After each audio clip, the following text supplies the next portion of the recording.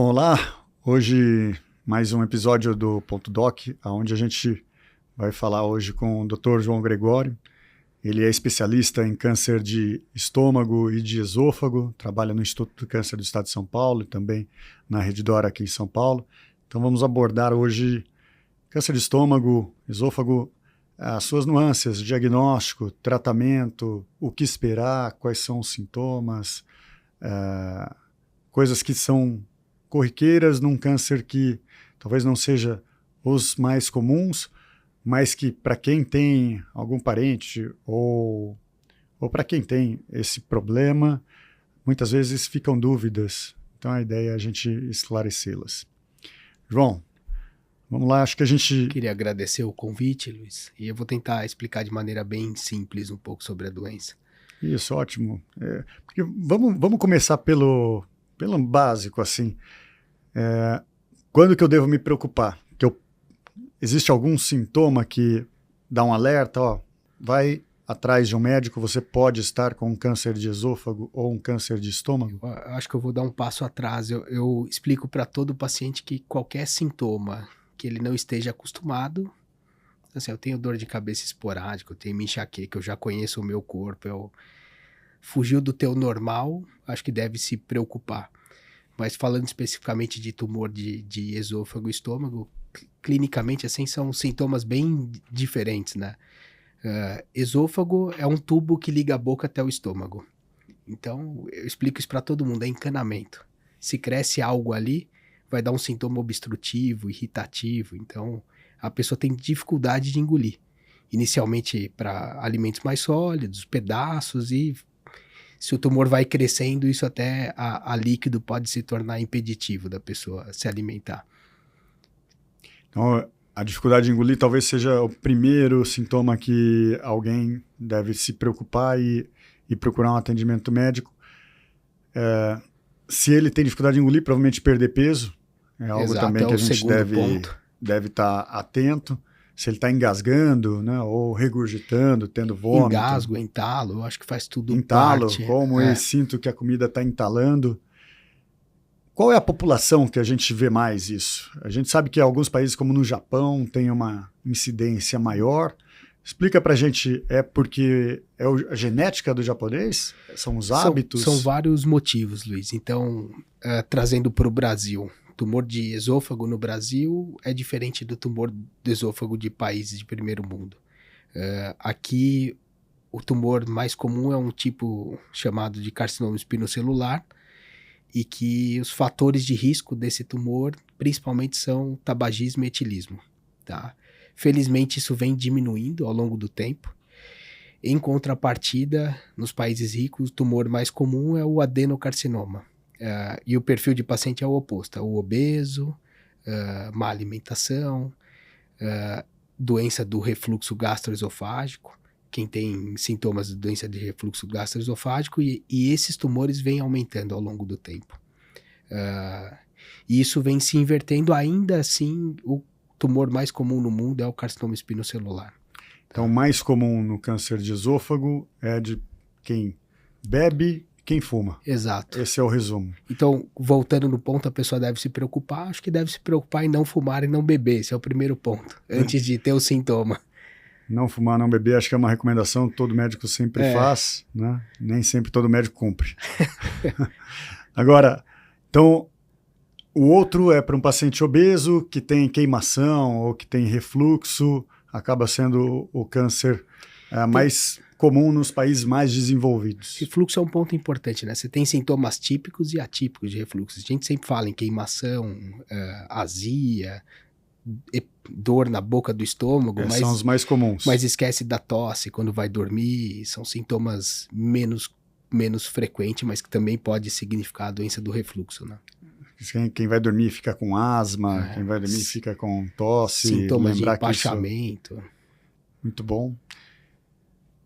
Testes, existe algum exame de sangue que detecte? Ou só a endoscopia, que é o que a gente sabe?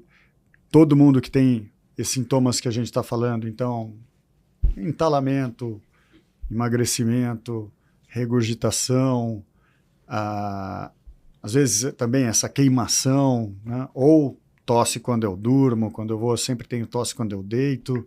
Esses pacientes deviam procurar um médico pensando em fazer uma endoscopia ou tem algum outro exame que a gente rastreie? Quando tem entalo, sem dúvida nenhuma, a endoscopia acho que é o primeiro exame a ser feito. Quando são sintomas de refluxo, o aconselhado é você tratar a primeira doença do refluxo e se persistir o sintoma, você faz endoscopia.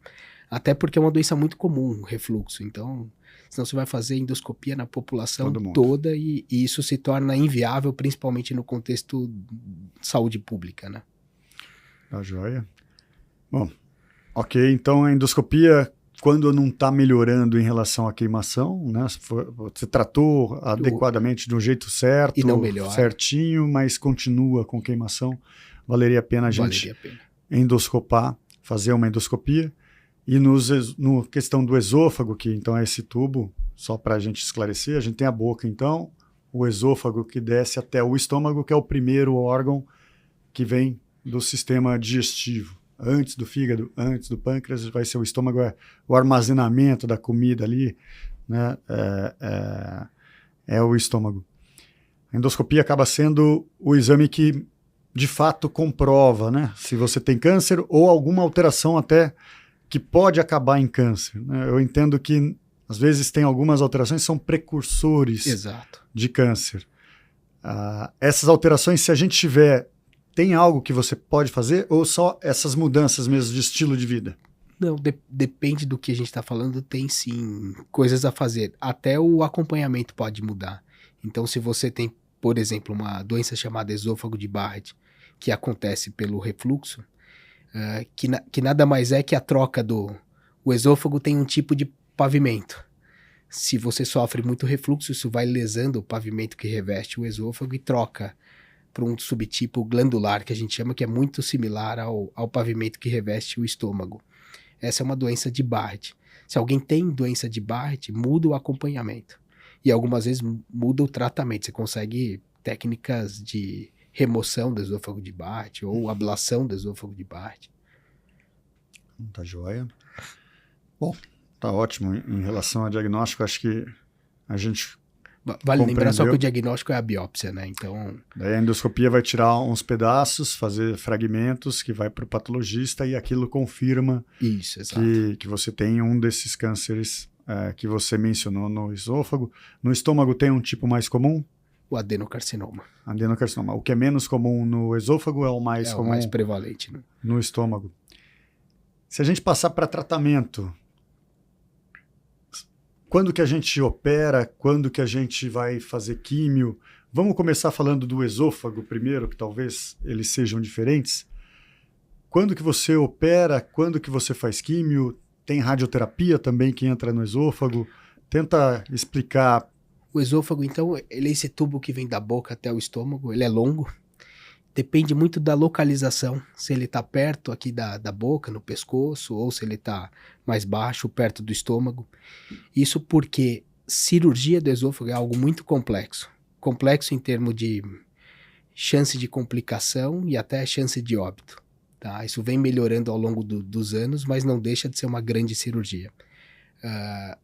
Tumores mais próximos à boca são mais difíceis de operar. Então, geralmente, a gente faz tratamento com radioterapia combinado a uma quimioterapia, tá? Com o intuito de postergar, de tentar não, de fato, levar esse paciente à cirurgia.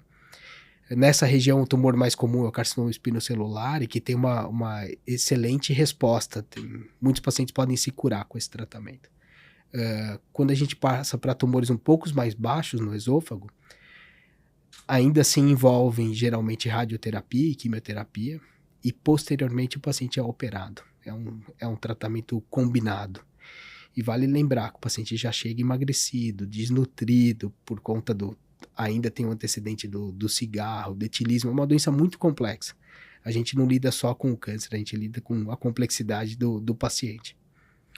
Acho que então o resumo é esses tumores mais altos, que acabam sendo os mais comuns, às vezes não precisa operar, só com quimioterapia, radioterapia você consegue resolver com chance de cura. Exato. Ainda a nossa preferência é sempre rádio junto com quimioterapia seguida de cirurgia. Se a posição do tumor não permite uma cirurgia, o tratamento aí exclui a cirurgia e a dose da radioterapia. Tem umas questões técnicas, mas eu acho que não vem ao caso. Aumenta um pouco a radioterapia. Isso. E se for aquele que é mais baixo, que é o refluxo do estômago queimando o esôfago, associado ao esôfago de Barrett, que você mencionou, o adenocarcinoma, daí esse você também costuma fazer quimioterapia e acaba depois em cirurgia. Você faz a radioterapia também na maior parte das vezes nesse... Esse é um ponto, ainda bem que não tem nenhum radio-oncologista aqui, senão já é da briga, mas esse é um ponto de bastante debate no tratamento. A gente pode caminhar, eu não falei, mas no esôfago também, desde ressecções por endoscopia em tumores muito iniciais. Infelizmente isso é uma raridade no Brasil, no nosso meio de trabalho. Caminhar para doenças menores, iniciais, que só a cirurgia resolveriam, mas a maioria dos pacientes chegam com doença um pouco mais avançada, ainda localizadas, mas um pouco mais avançadas, que não permite fazer só cirurgia ou alguma técnica endoscópica, né? Retirar com endoscopia. E aí sim o tratamento é alguma quimioterapia seguida de cirurgia, ou mesmo o tratamento de rádio combinado à quimioterapia. É que recentemente os estudos médicos indicam que talvez o melhor tratamento seja químio, seguido de cirurgia. Sem a radioterapia. Sem a radioterapia. Os estudos mais recentes estão tirando a radioterapia para esse câncer de esôfago mais baixo. Exato.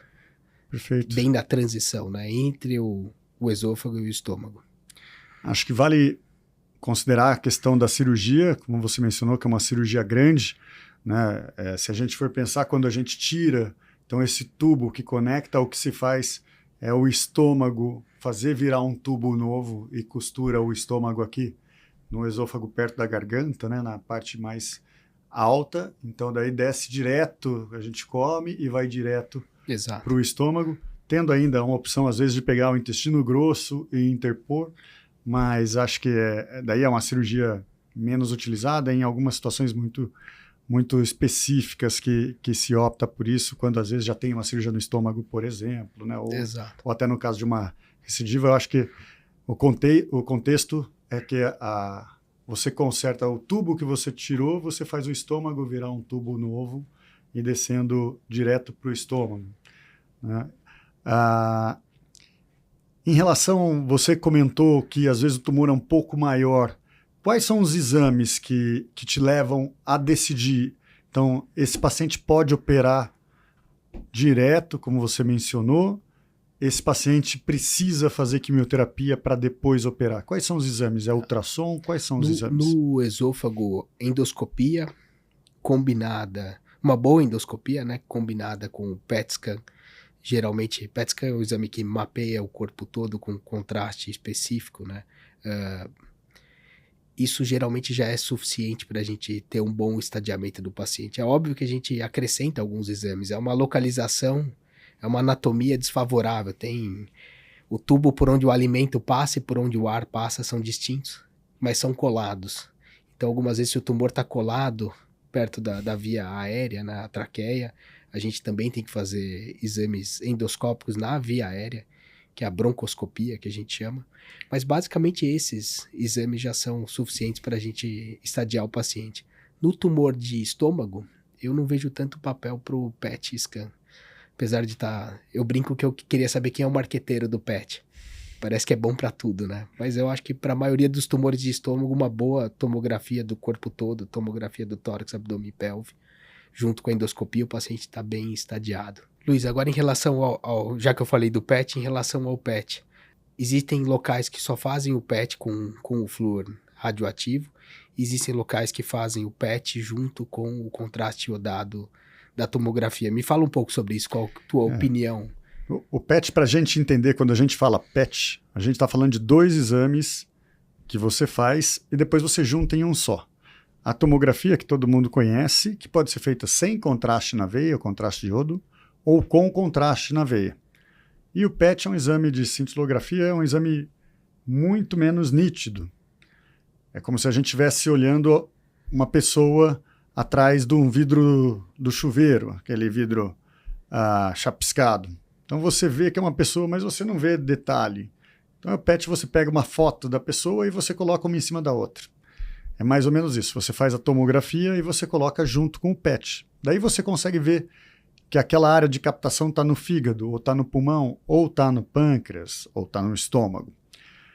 O que acontece é que tem muitos lugares, hospitais, até hospitais grandes, renomados em São Paulo, não injetam o contraste iodado quando faz o PET. Faz uma tomografia sem contraste e casa com a cintilografia. E alguns outros hospitais fazem uma tomografia com contraste iodado. Eu recomendaria a todos fazerem só nos lugares que fazem com contraste iodado, porque te traz muito mais informação, muito mais detalhe. O PET é ótimo, mas às vezes pequenos tumores no fígado, o PET passa batido. E a tomografia com contraste vê. Então o ideal é você fazer a tomografia com contraste. Você vai me perguntar, mas então por que hospitais, às vezes referência, famosos em São Paulo, não injetam? A minha resposta é só porque é mais barato. Cuidado, hein? É porque é mais barato, é porque é mais rápido para laudar. E daí eles vão dizer, não tem nenhum estudo. De máquina também. Eles vão dizer, não tem nenhum estudo que mostra que, na verdade, o que acontece. Daí eles fazem uma tomografia sem contraste no PET e te pedem uma ressonância. Uma tomografia sem contraste no PET e te pedem uma tomografia com contraste. Então eu não vejo sentido. Eu realmente recomendaria... E você expõe um tempo maior de radiação do paciente. Aumenta o custo para as operadoras, eu realmente recomendaria a quem for fazer um PET perguntar. Você faz contraste iodado no PET? E se não fizer, procura outro lugar. Por que as pessoas têm tanto medo do contraste iodado? Acho que historicamente o contraste iodado tem um risco de alergia, tá? Principalmente. Ele também pode piorar um pouco a função do rim, mas os contrastes modernos, os de hoje em dia, praticamente não mudam mais a função do rim. Talvez um paciente que tenha insuficiência renal, a gente deve evitar o contraste iodado. E paciente que já teve alergia a contraste iodado, a gente deve também evitar ou tomar alguns remédios tipo corticoide para você não ter outra reação. Mas eu acho que é um pouco histórico porque o contraste antigamente, quando começou a tomografia na década de 80, 90, o primeiro contraste iodado dava muito enjoo, muito vômito, piorava muito o rim, dava muita alergia. Então quem tinha alergia a camarão não podia tomar contraste iodado. Essa ia ser minha próxima... Na década de 90. Ia ser minha próxima pergunta. Sou alérgico a camarão, posso fazer contraste? Hoje pode. Na década de 90, a gente via que tinha mais alergia a contraste quem também tinha alergia a camarão.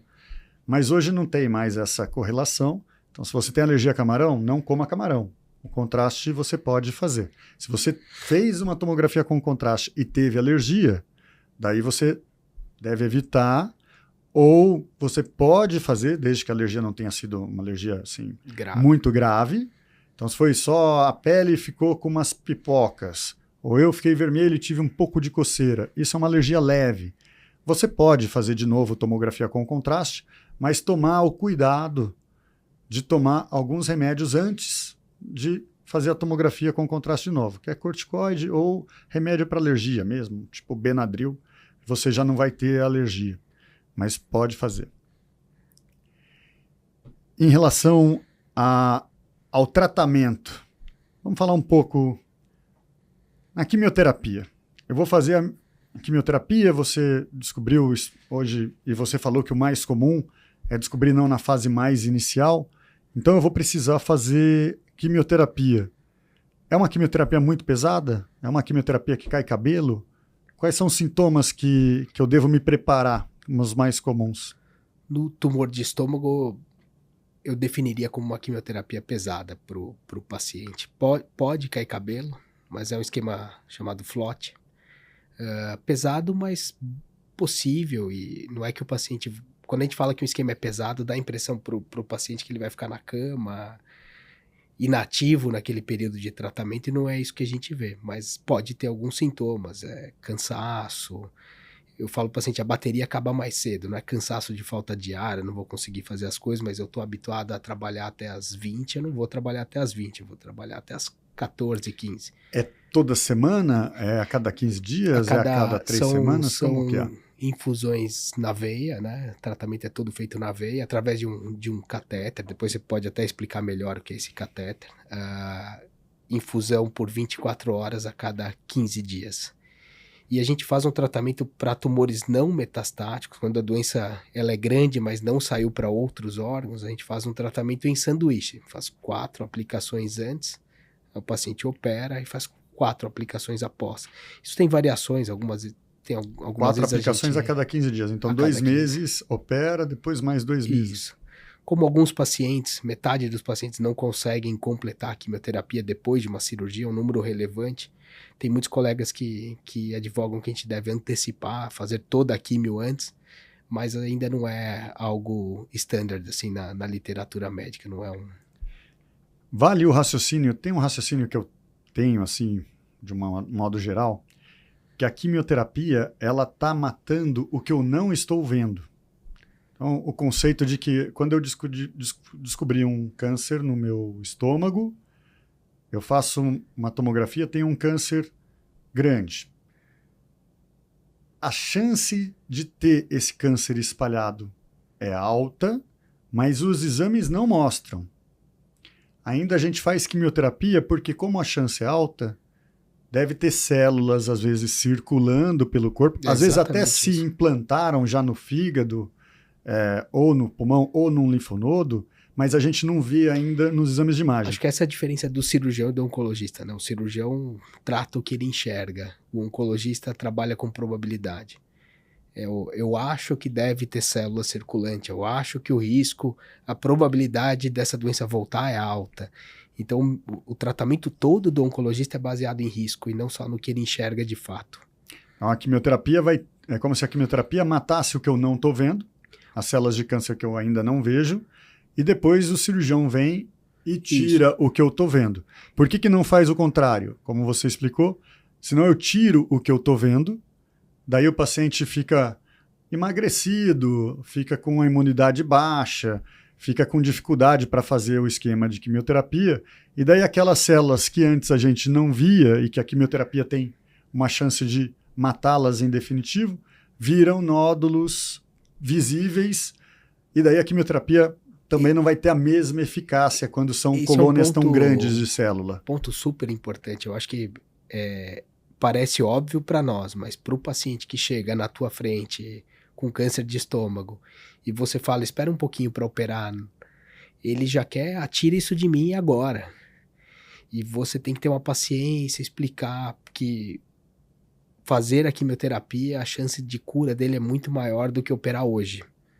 É contraintuitivo, né? Dá a impressão de, eu descobri que eu tenho um câncer de estômago, opera logo. Porque você vai esperar para operar, vai me dar esse remédio que eu passo mal, opera logo. Mas cabe a nós, o cirurgião, o oncologista, todo mundo que trabalha ali com o paciente com câncer, dar conforto, explicar e estar do lado dele que com certeza ele vai colher bons frutos no futuro próximo.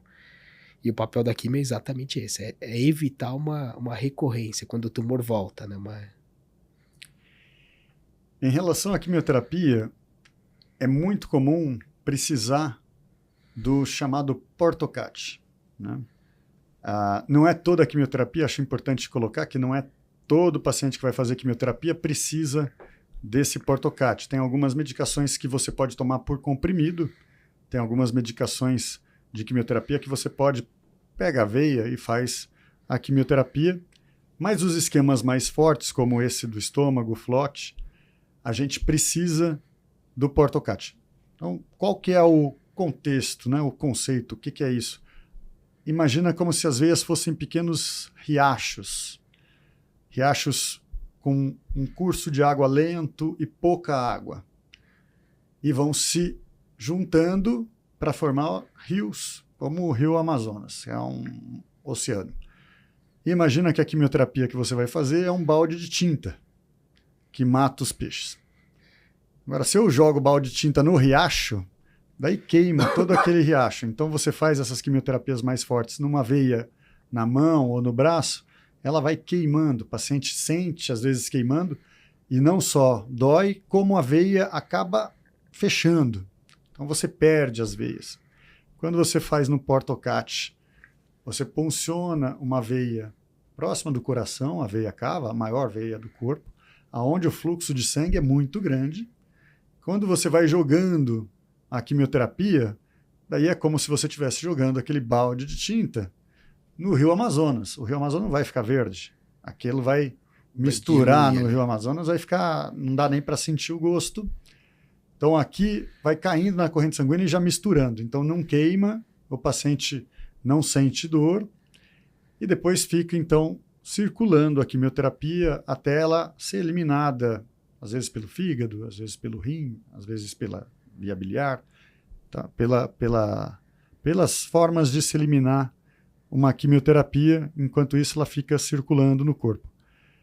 O Portocat, então, a gente não coloca para todo paciente, mas é bastante comum no contexto do paciente com câncer, especificamente no câncer de estômago e de esôfago. É uma cirurgia de mais ou menos uns 40 minutos, onde a gente, hoje em dia, com a técnica que se faz, você punciona uma veia no pescoço, guiado por ultrassom, desce esse catéter até próximo do coração, olhando num raio-x, depois faz um pequeno corte, assim, próximo do ombro, uns 2 dedos, abre um espaço para colocar uma bolinha, que é exatamente o reservatório, uma bolinha oca, como se fosse uma bolinha em cima de um pirex, você coloca embaixo da pele, Pirex. E por baixo da pele você conecta isso tudo. Então, no final, o paciente tem um corte pequeno, costurado, e se ele aperta, ele sente um caroço, né? Esse caroço é exatamente o reservatório que o enfermeiro punciona quando vai fazer quimioterapia. Tem alguns cuidados. Você, quando coloca um Portocat, a gente tem muito medo de infecção. Então, quando coloca o Portocat, a gente deve deixar um curativo estéreo, geralmente por 5 dias.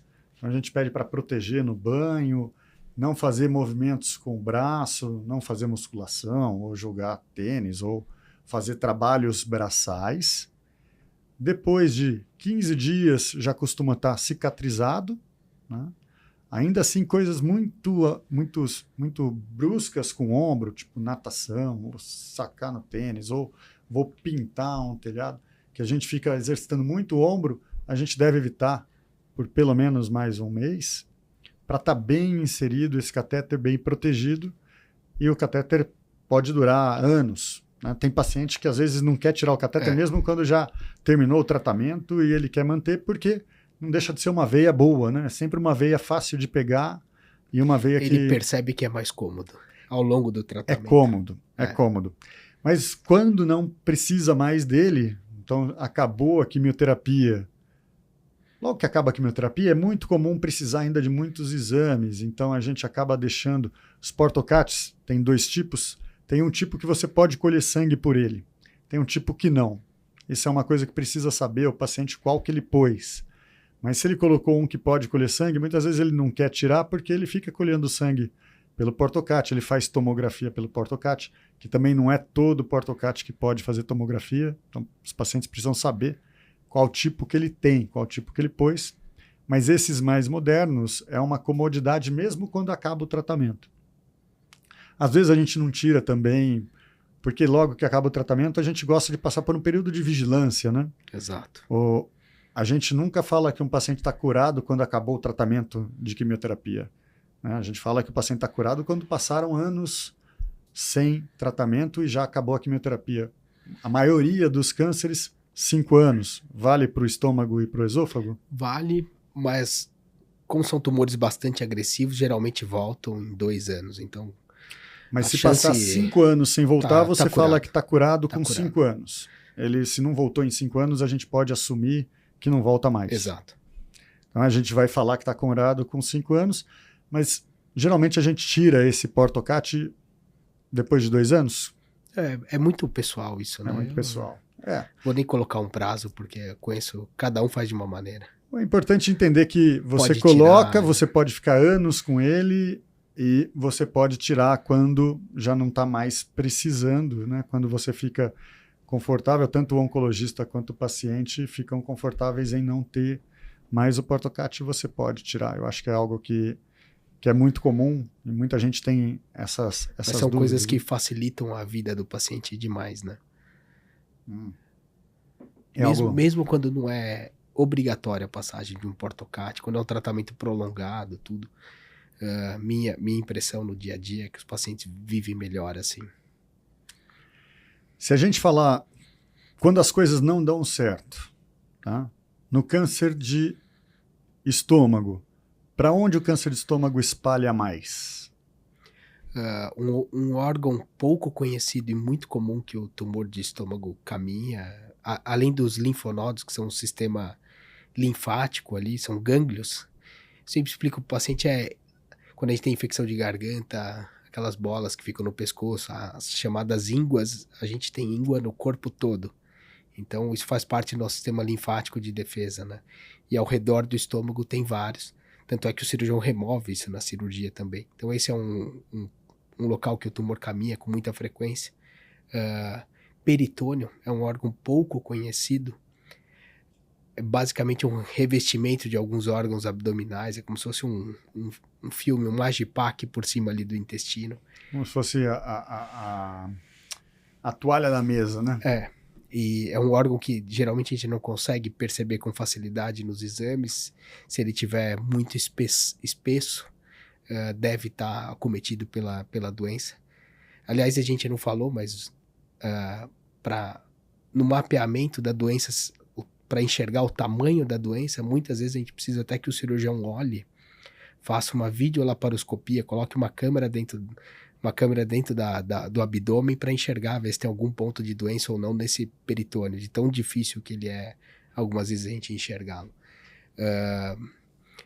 Fígado também é um órgão bastante afetado. Acho que esses são os 3 principais órgãos que acometem. Uma pergunta frequente de pacientes é em relação à cura. Todo mundo tem sempre, óbvio, né? Sabe que o câncer é uma doença estigmatizada, que hoje a gente cura muito mais do que se curava há 5 anos atrás, que curava muito mais do que há 10 anos atrás, cura muito mais há 15 anos atrás. A medicina está evoluindo cada vez mais rápido, caminhando para a cura, e pacientes que antes não tinham chance de cura, hoje a gente sabe que tem chance real de cura. No estômago, qual paciente a gente deve pensar que tem chance de curar? Se essa doença espalhou para o fígado, tem alguma chance de cura ou não? Se a paciente espalhou para o peritônio, tem chance de cura ou não? No livro, na teoria, os pacientes que têm doença metastática, ou seja, que a doença saiu do estômago e foi para outro órgão à distância, ali, fígado, isso que a gente conversou, não, mas na prática, a gente tem visto cada vez mais pacientes se curarem com doença à distância, né, com doença metastática. Os tratamentos melhoraram muito de doença metastática, é o que a gente chama de medicina de precisão. A gente olha para a doença de um modo diferente. A gente pode ter um bandido de terno com cara de bonzinho e ser muito malvado, e pode ter o oposto também. Então, acho que medicina de precisão nada mais é do que você dar nome e sobrenome e tentar adequar o tratamento baseado nisso. E isso teve um avanço estrondoso nos últimos anos, e o que está trazendo a cura em alguns casos. Obviamente que não todos, mas em alguns casos. Isso vai depender, óbvio, do tamanho da doença, quantos órgãos acomete, a gente usa até técnicas ablativas algumas vezes na tentativa de chegar à cura desses pacientes. Mas acho que todos nós já vimos pacientes curados nessa situação. Vale também um conceito um pouco geral, se a gente disser. A gente sabe que o câncer de estômago e de esôfago são cânceres também mais para o lado ruim, quando a gente compara com o intestino, que talvez seja um câncer menos ruim. Não vou falar bom, porque... mas menos ruins, vocês me entendem. Talvez não seja tão ruim quanto o pâncreas. O pâncreas talvez esteja no espectro ainda pior até do que... Nosso arsenal de tratamento ainda é ruim, né? O estômago e o esôfago. Mas, então, estômago e esôfago, mesmo que tenham espalhado para o fígado, a gente ainda tem chance, a gente vai buscar a cura, e alguns pacientes a gente pode conseguir. A gente não joga a toalha. Há tempos atrás se jogava a toalha, né? A gente vê ainda que existe depende do tumor, se a gente vai ter algumas características daquele tumor.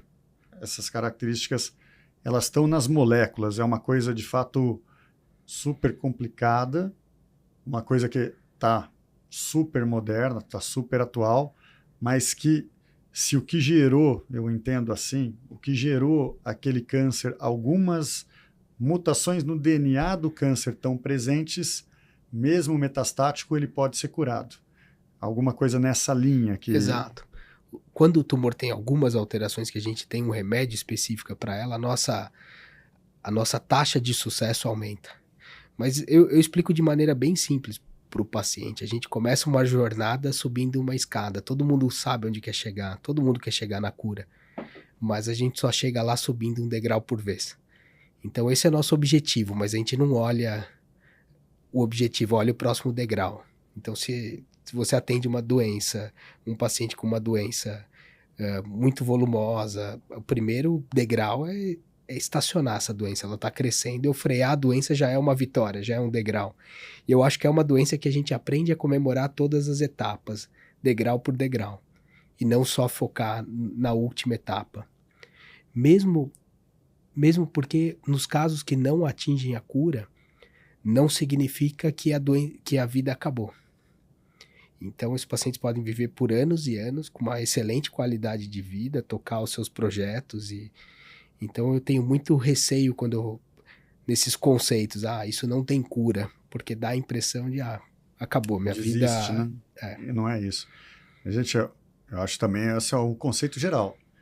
Óbvio que todo mundo deseja a cura, mas a cura não é para todo mundo, a gente não vai conseguir curar todos os pacientes. Mas a gente cura cada vez mais, e os que não curam, a gente tem o controle da doença, né? A gente usa muito esse termo na oncologia, controle da doença. Na medicina, então, né, Luiz? Tirando infecção, o que a gente cura, de fato? A diabetes, né? A pressão alta, você controla, diabetes. Você controla. E o câncer, quando a gente não consegue curar, cada vez mais a gente consegue controlar. E o paciente vive com o câncer anos a fio, muitas vezes com controle a longo prazo, que a gente fala, né? Então para chegar na cura de doenças metastáticas, primeiro precisa de um bom tratamento.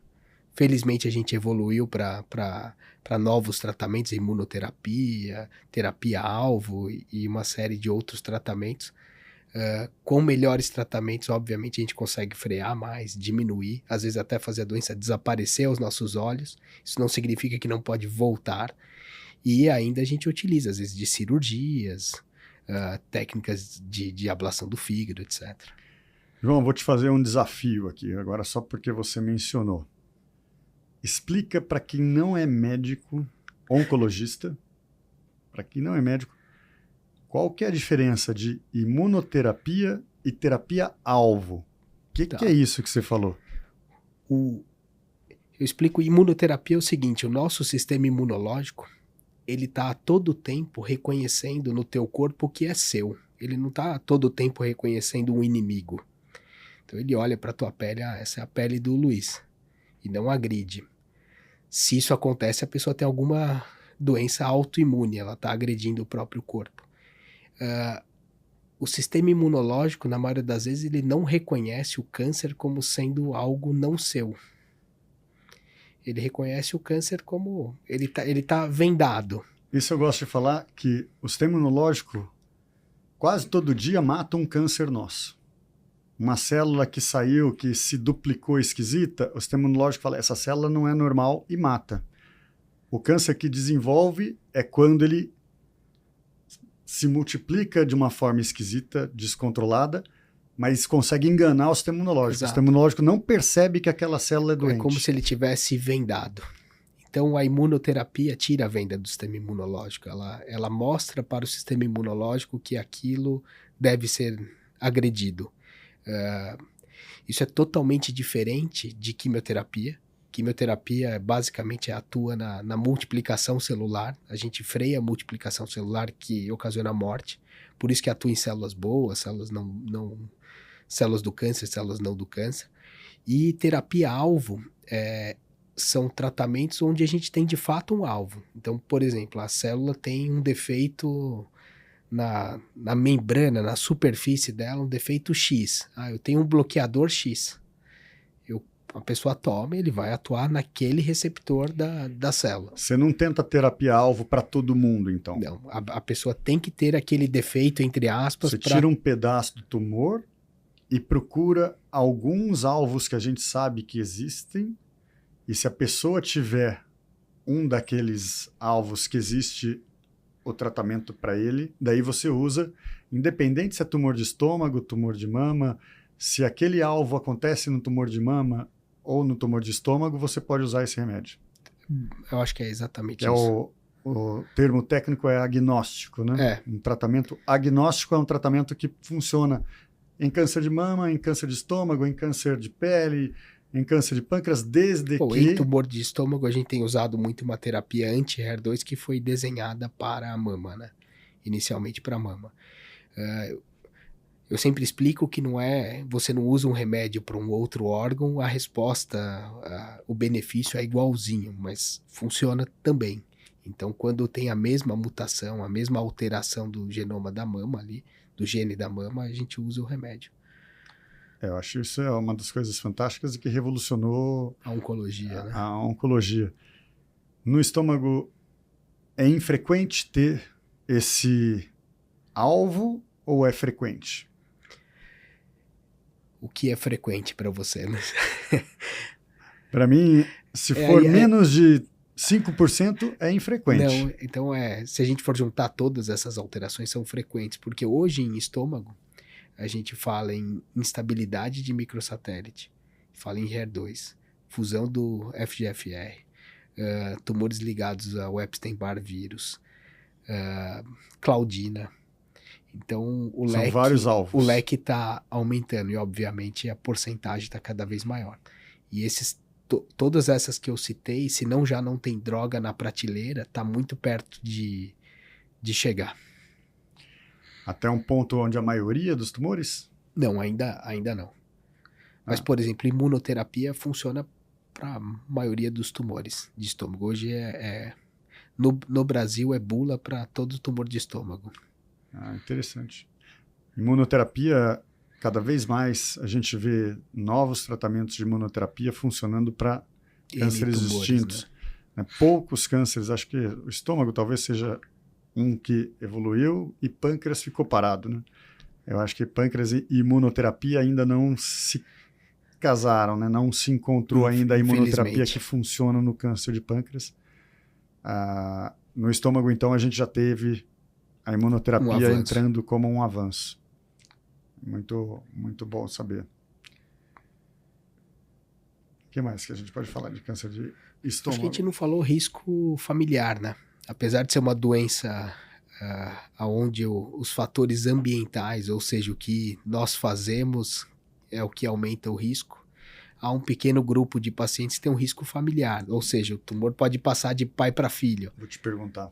Então, João, em relação ao câncer de estômago, é comum isso estar numa família? É comum meu pai teve, então eu tenho uma chance maior de ter? Ou não tem essa relação genética? Se a gente colocar em probabilidade, é muito mais raro ser ligado à questão genética, mas a gente tem que estar atento a ela. Eu acho que de modo geral, isso não vou falar só para estômago, para não ficar tão técnico, mas se você tem na tua família algum caso de estômago que aconteceu numa idade jovem, que a gente considera aí abaixo de 50 anos, se você tem muitos tipos de câncer na tua família, do mesmo lado da tua família, ou se tem alguém que teve 2 cânceres no mesmo indivíduo, na mesma pessoa, eu acho que já acende uma lanterna para a gente prestar atenção em algum desses casos de tumores hereditários. Isso pode mudar não só o acompanhamento do indivíduo, da família, até o tratamento em alguns casos.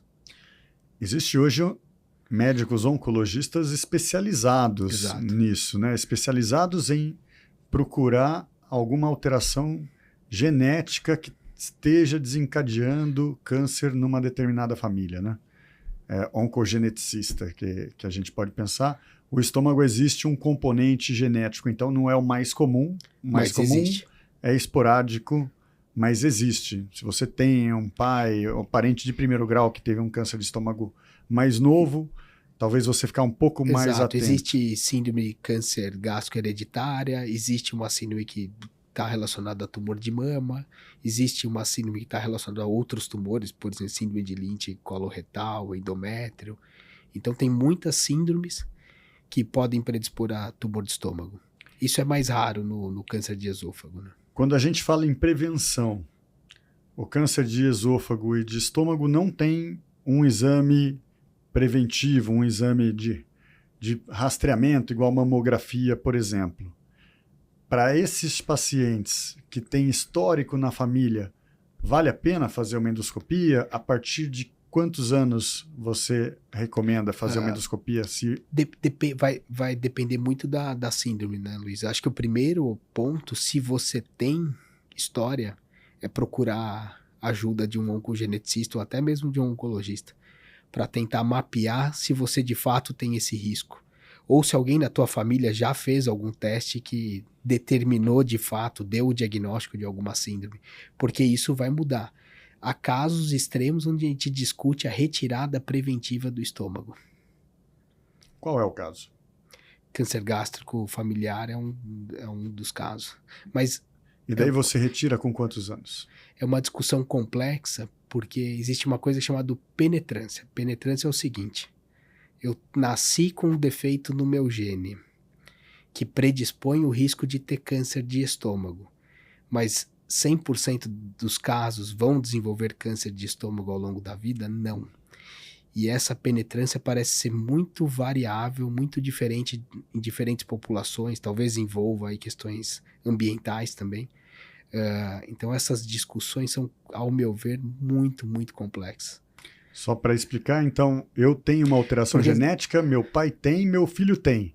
Meu pai teve o câncer de estômago, eu não tive, meu filho pode ter. Não teve penetrância em mim. Não obrigatoriamente. Mas teve no meu filho e teve no meu pai. Mesmo Exato. Nós três tendo essa alteração genética. Não obrigatoriamente você terá câncer por isso. Medicina é complicado.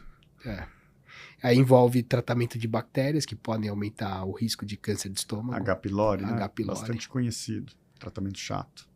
Tratamento chato. Nem sempre você consegue erradicar essa bactéria. E não é o fato de ter que você vai ter câncer, né? Também a gente tem que tomar cuidado com o que fala, porque vai para um outro extremo. Parece eu tenho H. pylori, eu vou ter câncer. Não, tá longe de ser uma verdade isso. Mas aumenta o risco. Né? Para quem tem gastrite atrófica, alguma coisa assim, o risco é maior. Aí esses pacientes a gente deve tentar erradicar de fato.